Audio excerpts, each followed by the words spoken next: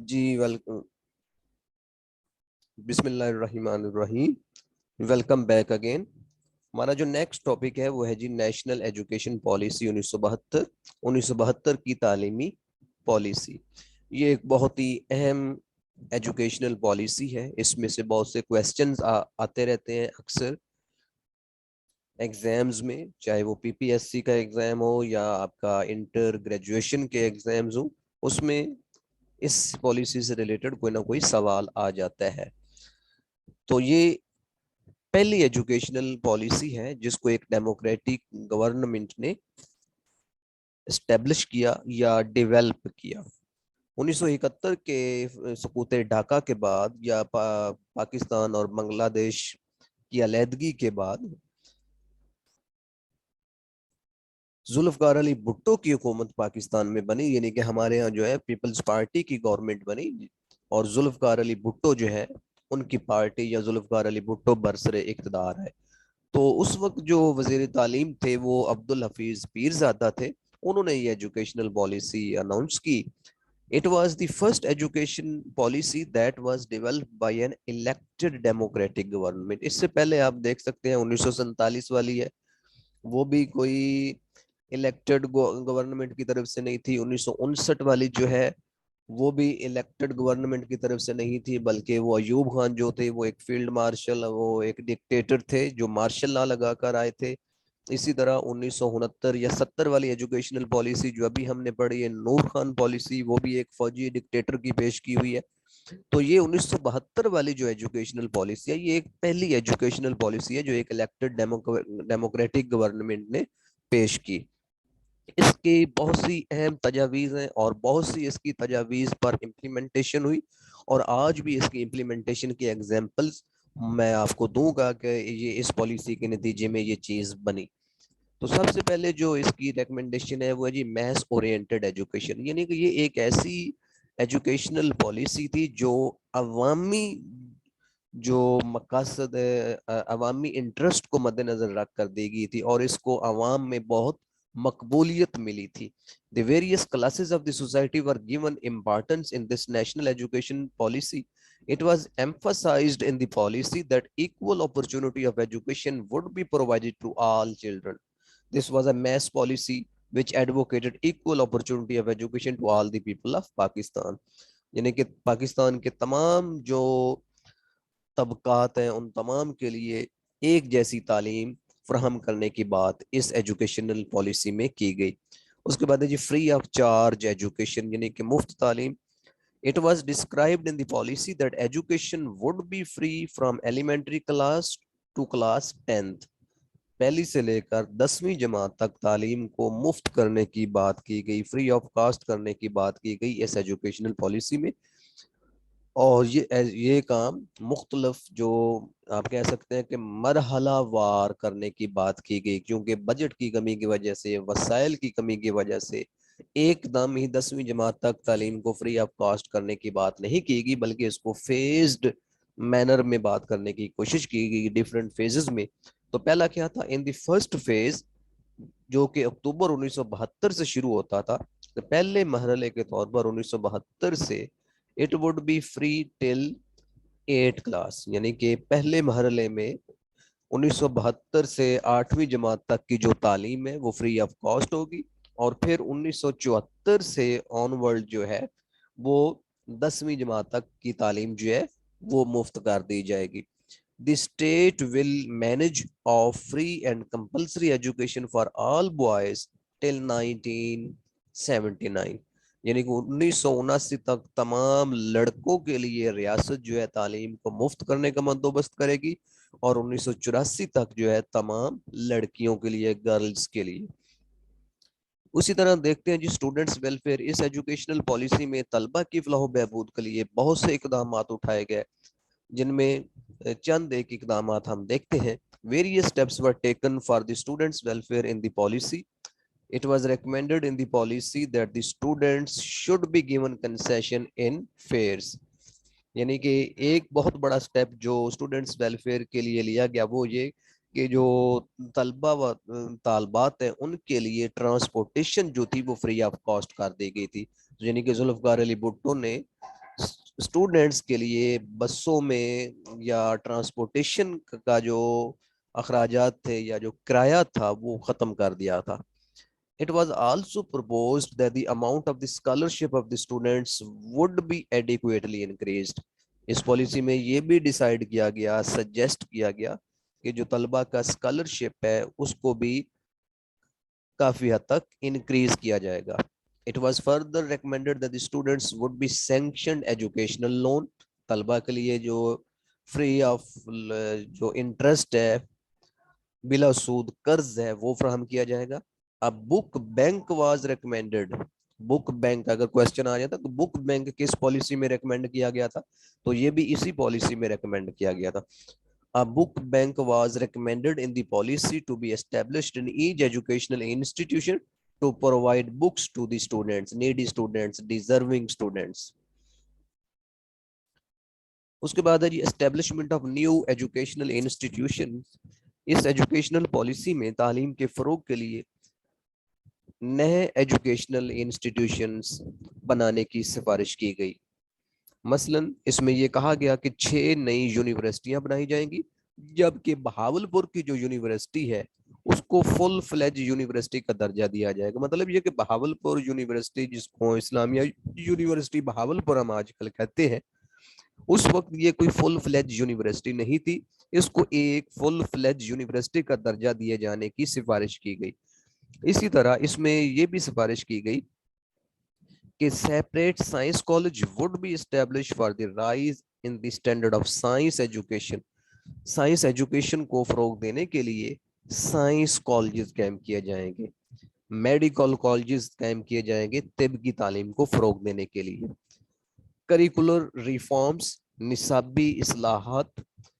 It was suggested in the policy that curriculum at all level of education would be reviewed and guidance would be sought out from the expert of educationist in the connection with the preparation of elementary and secondary curriculum. یعنی کہ تمام سطح پر, مطلب تمام level پر, پہلی سے لے کر ہائر کلاسز تک جو ہے نصاب جو ہے اس کو ریویو کیا جائے گا, اثر نو مرتب کیا جائے گا, اور ایجوکیشنل جو ایکسپرٹس ہیں ان سے گائیڈنس لی جائے گی ایلیمنٹری اور سیکنڈری جو کریکولم ہے بالخصوص اس کو ریوائز کرنے کے لیے. It was further stated that new subjects would be introduced in the curriculum at secondary level and elementary curriculum would be made more purpose and elementary curriculum would be made more purposeful and activity oriented. یعنی کہ اس میں یہ decide کیا گیا کہ آپ کا جو میٹرک سطح کا نصاب ہے اس میں مزید سبجیکٹس انٹروڈیوس کروائے جائیں گے, اور پرائمری سطح کا جو نصاب ہے اس کو ایکٹیویٹی اور پرپزفل یا پرپز اورینٹڈ بنایا جائے گا. اچھا جی, اس کے بعد یہ ایک بہت بڑا سٹیپ اس ایجوکیشنل پالیسی میں لیا گیا, نیشنلائزیشن آف ایجوکیشنل انسٹیٹیوشنز. اس ایجوکیشنل پالیسی میں یہ تجویز دی گئی اور اس پر امپلیمنٹیشن بھی ہو گئی. وہ یہ تھی کہ جتنے بھی پرائیویٹ سکولز اور کالجز تھے ملک بھر میں ان کو قومی تحویل میں لے لیا گیا, ان کو سرکاری بنا دیا گیا, یا ان کو کہتے ہیں کہ قومیہ لیا گیا, انگلش میں کہتے ہیں نیشنلائز کر دیا گیا. اس ایجوکیشن پالیسی کے مطابق, یعنی کہ 1972 کی جو ایجوکیشنل پالیسی ہے, اس کے تحت ملک بھر کے سرکار جو پرائیویٹ سکولز اور کالجز تھے ان کو قومیہ لیا گیا, سرکاری تحویل میں لے لیا گیا, اور ان ایجوکیشنل انسٹیٹیوشنز کے جو ٹیچرز تھے ان کو سرکاری ٹیچرز کا درجہ دے دیا گیا. ان کو سرکاری, جس طرح ٹیچرز کو ٹریٹ کرتی ہے گورنمنٹ, اسی طرح ان کو بھی سرکاری ٹیچرز کے طور پر, مطلب ان کی جابز نہ صرف یہ کہ قائم رہیں بلکہ وہ پرماننٹ گورنمنٹ کے امپلائیز بن گئے.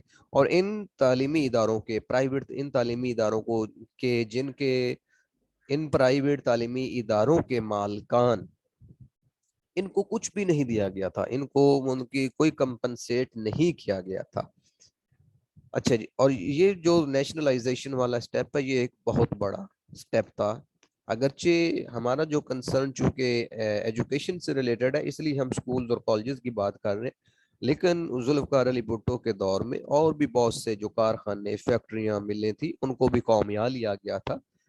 تو نیشنلائزیشن کا پروسیس ہوا تھا، تو اس وجہ سے اس کا کچھ مطلب لاس بھی ہوا اس دور میں، اور آج کل جو ہے وہ پرائیویٹائزیشن کا جو ہے وہ اس پر زور زیادہ دیا جاتا ہے۔ اوکے جی، نیکسٹ ہے جی ریکمنڈیشن وہ ہے teachers welfare. Benefits and the facilities were announced in the National Education Policy. It was recommended that the salaries of the teachers would be equal to the other government employees. They would be granted leave for higher studies in the country or abroad. It means کہ جو teachers ہیں ان کی salaries جو ہے وہ دیگر government جو employees ہیں ان کے ایکول کی جائے گی، ان کو آنر دی جائے گی سوسائٹی میں۔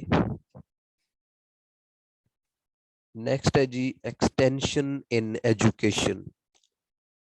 It was stated in the National Education Policy that less developed areas of the country would be given preference in connection with the extension of education.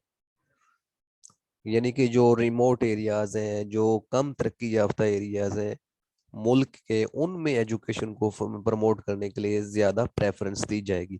It was recommended in the policy that a residential secondary school would be established in each division. یعنی کہ یہ decide کیا گیا کہ ہر جو آپ کی division کے مقام پر یا ڈویژنل ہیڈ کوارٹر پر ریزیڈینشل سیکنڈری اسکول قائم کیا جائے گا، اقامتی جس مطلب ہاسٹل کی سہولت جس میں موجود ہو، and later in each district in a phased program، اور بعد میں اس کو ہر ضلع کی سطح پر بنایا جائے گا۔ Merit would be the only criterion for admission in these schools. Next recommendation ہے جی Islamic studies. It was stated in the National Education Policy that the Islamic studies would be included in the curriculum as a compulsory subject till class 10th. یعنی کہ اس educational policy میں یہ decide کیا گیا کہ 10ویں جماعت تک اسلامیات کو بطور لازمی مضمون کے طور پر نصاب میں شامل کیا جائے گا، اور اس میں یہ بھی ڈیسائیڈ کیا گیا کہ جو مذہبی تعلیمی ادارے ہیں وہ اسی طرح کام کرتے رہیں گے، یعنی کہ وہ جو دینی مدارس ہیں وہ اپنے طور پر ان کا جو کریکولم یا سلیبس ہے وہ اسی طرح انڈیپینڈنٹلی کام کرتے رہیں گے۔ اس کے بعد ہے جی پیپلز اوپن یونیورسٹی. یہ بھی ایک بہت بڑا سٹیپ تھا اس ایجوکیشنل پالیسی 1972 کی ایجوکیشنل پالیسی میں. یہ ڈیسائیڈ کیا گیا تھا کہ ایک ایسی یونیورسٹی قائم کی جائے جو ان لوگوں کو تعلیم کی سہولیات فراہم کرے، ان کے ڈور سٹیپس پر فراہم کرے جو فائنانشیل ایشوز کی وجہ سے یا جلدی جاب ہونے کی وجہ سے یا ڈفرینٹ اور ریزنز کی وجہ سے اپنی تعلیم حاصل نہیں کر سکے یا کسی وجہ سے اپنی وہ تعلیم کو کنٹینیو نہیں کر سکے، ان کو تعلیم جاری رکھنے کے لیے ایک ایسی یونیورسٹی قائم کی جائے جو کمیونیکیشن کے ذریعے، ذرائع ابلاغ کے ذریعے، فاصلاتی نظام تعلیم کے ذریعے لوگوں کو تعلیم کی سہولیات فراہم کرے. تو یہ 1972 کی ایجوکیشن پالیسی میں یہ ڈیسائیڈ کیا گیا کہ پیپلز اوپن یونیورسٹی کے نام سے ایک یونیورسٹی بنائی جائے. بعد میں علامہ اقبال کی 7 سالہ تقریب کے موقع پر اس کا نام چینج کر کے پیپلز اوپن یونیورسٹی سے چینج کر کے اس کا نام علامہ اقبال اوپن یونیورسٹی رکھ دیا گیا.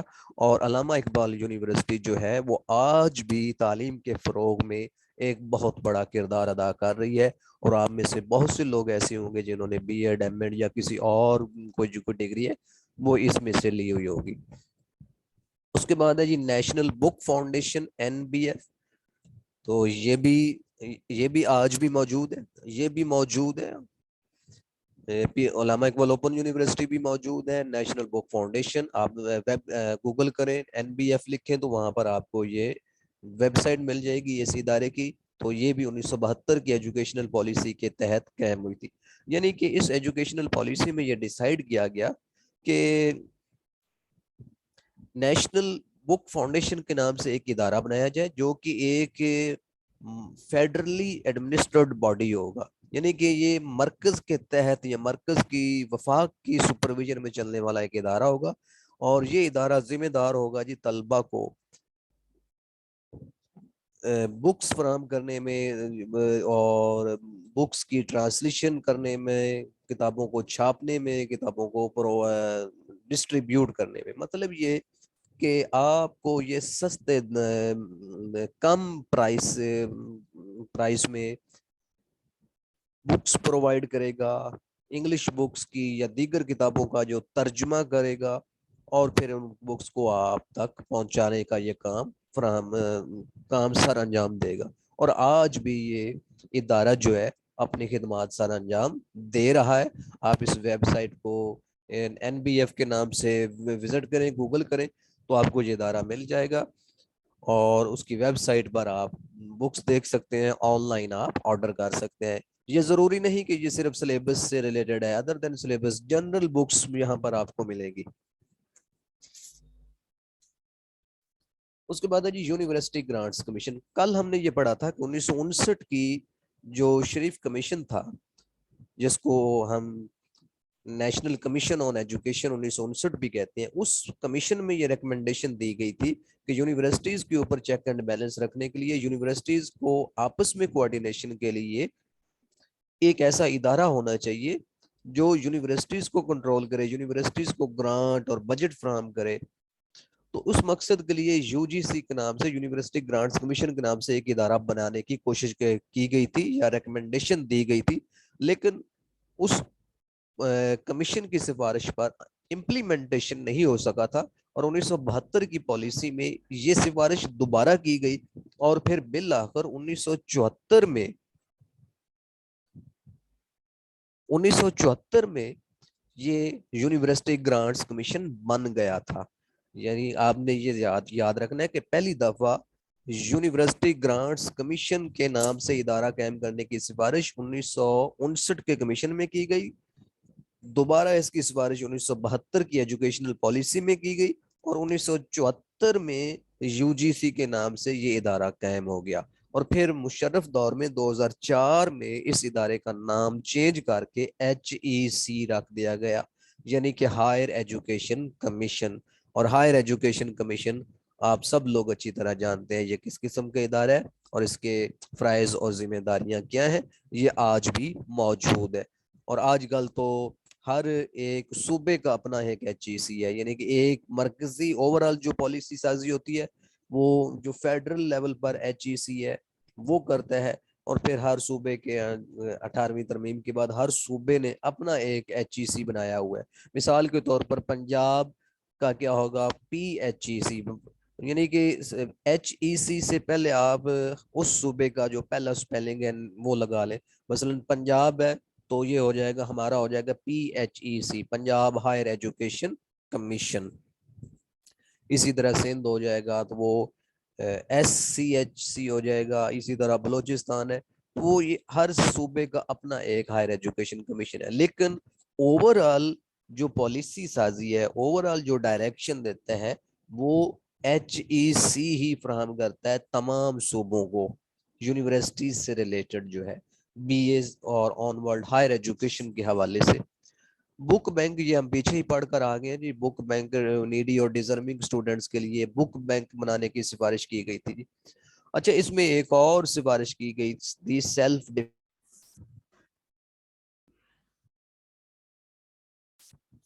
जी, तो हम ये बात कर रहे थे कि मिलिट्री ट्रेनिंग या NCC, नेशनल कैडेट कोर्स के नाम से इस पॉलिसी में ये सिफारिश की गई कि तलबा व तालबात को हंगामी सूरत हाल में या नागहानी जो आफात हैं उस सूरत हाल में, या सेल्फ डिफेंस के हवाले से इक्विप करने के लिए, उनको ट्रेनिंग देने के हवाले से इस पॉलिसी में ये फौजी तरबियत देने की सिफारिश की गई। और ये फौजी तरबियत दी जाती रही है मुशर्रफ दौर से पहले पहले, आई थिंक आप कह सकते हैं 1998 तक जो है, कॉलेजेस में फर्स्ट ईयर में जो है, आपका इंटरमीडिएट में ये आपका एक प्रैक्टिकल कह लें, ये एक छोटा सा कोर्स होता था 30 नंबर का, जो आपके जो सर्विंग आर्मी के लोग होते थे वो कॉलेजेस में जाकर ये ट्रेनिंग देते थे। اور اس کے بعد ان کا پریکٹیکل ہوتا تھا، وہ کینٹ میں یا ڈفرنٹ جو بارڈر ایریاز ہیں وہاں پر لے جا کر ان کے وہ مشقیں کرواتے تھے، اور اس کے 30 نمبر ہوتے تھے پریکٹیکل کے، اور اس کی بیس پر پھر آگے بھی ان کو پریورٹی دی جاتی تھی، آگے مطلب ڈفرنٹ ایڈمیشن۔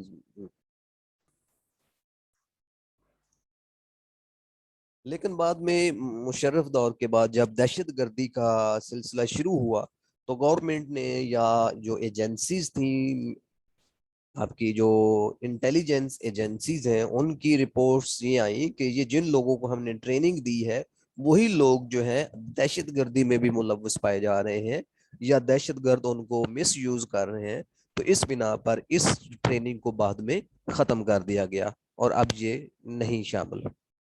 اوکے جی، ہمارا جو ہے یہ 2 ایجوکیشنل پالیسیز جو ہے کمپلیٹ ہو گئی۔ کل ہم پڑھیں گے نیشنل ایجوکیشن پالیسی 1978۔